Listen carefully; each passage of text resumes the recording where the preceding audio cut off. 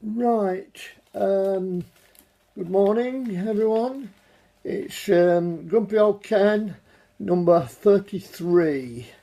April, is it the 14th? I am sort of amazed on how quickly time goes. It's that long since I did the last one, and I meant to do it day after day after day, which would suggest, even at the age of 77, that we are still busy, which is probably a good thing. So, what happens today? What's going off in the world? We can't seem to get a day goes by without we talking about Brexit, is it called? The idea of pulling out of Europe. Should we pull out? Yes or no? I must confess I've not made my mind up, although I've changed my mind on it a dozen times. We have had a thing, most people in the country, on the pros and cons, totally one-sided though. Cost the government £9 million over. Cost you and me, I suppose, over, if the truth were known. Very unconvincing. A lot of people say that it's not even accurate. Amazes me a little bit that we're expected, I must have mentioned it before, to give answers in June. One, why has this come about? No idea personally, properly. And number two, surely we put these people into Parliament to decide these things. What does the average man in the street, myself included, know? Anyway, there you have it. That is what is occupying me at the moment, in the big wide world. In the smaller wide world, constant leg pain, very annoying, very debilitating, but the alternative, not very good. Taking loads of pills, including some that's gone by the wayside years ago. Anybody heard of a thing called Fiery Jack? Just got some through Amazon. Not sold over the counter anymore. A lot of these things aren't. And also another couple of sprays, potions, lotions, call them what you like. I will report on them as time goes by. So what else is happening? As a matter of interest, two things that's come up recently. One, a thing to do with Panama. The very, very rich, including David Cameron's father, have been filtering money away on the quiet in private offshore things, accounts, barely legal, obviously meant for the rich only. And it's hit the sort of headlines, and everybody again has got an opinion. I've got no money in Panama. Didn't ask me. A couple of things as well on this. David Cameron's father had got, I've forgotten how many million, but when when the will came up and all the money that Mr. Cameron left, David Cameron's mother gave David Cameron £200,000 because she thought the will wasn't very fair for dear David. They didn't get enough.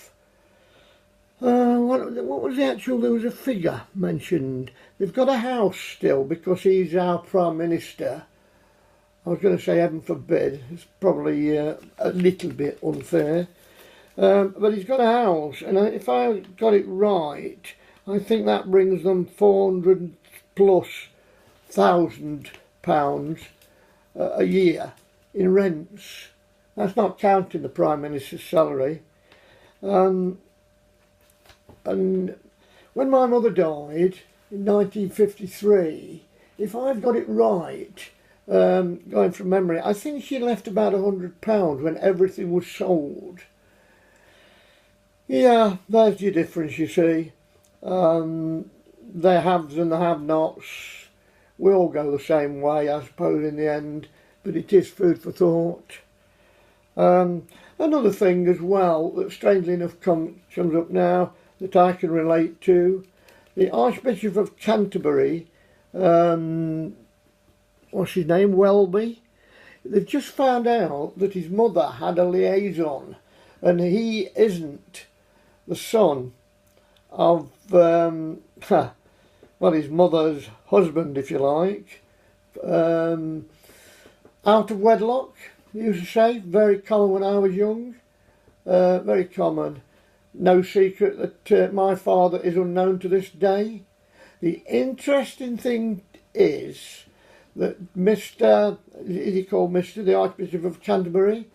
His father, biological father, was private secretary, I think it was, to Winston Churchill. No messing about, no sort of farm labourer down the road or anything as common as that. He was actually, I think his official title, I think he was private secretary. Anyway, he was very, very high up in the government. Not the common sort of people when I was a youngster. And it was quite common to be illegitimate. There's your difference between the two parentages, if you like. What else has been occupying my time in this last month? Derby County, still going strong. Some things seem to go on forever. Going very hard to get in the Premier. Years ago it didn't exist, of course. Still taking the tablets. What else? Takes time. Time goes on, and everybody has the problems. Still got the car, the new car, very proud of it. An Audi.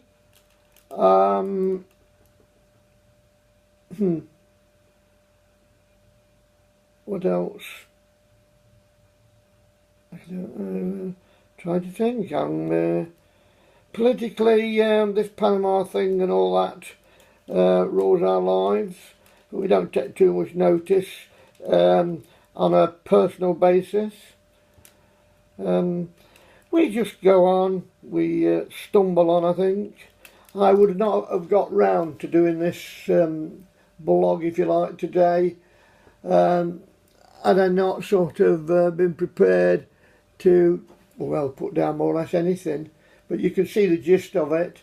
2016, 77 years of age, time goes by, still enjoying ourselves, and that's about it. Revolving around the children, looking for a holiday, even if it's only a couple of days, but very busy, fairly contented.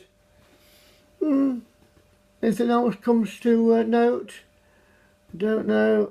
I shall think of something afterwards, but at least I've done this, number 33.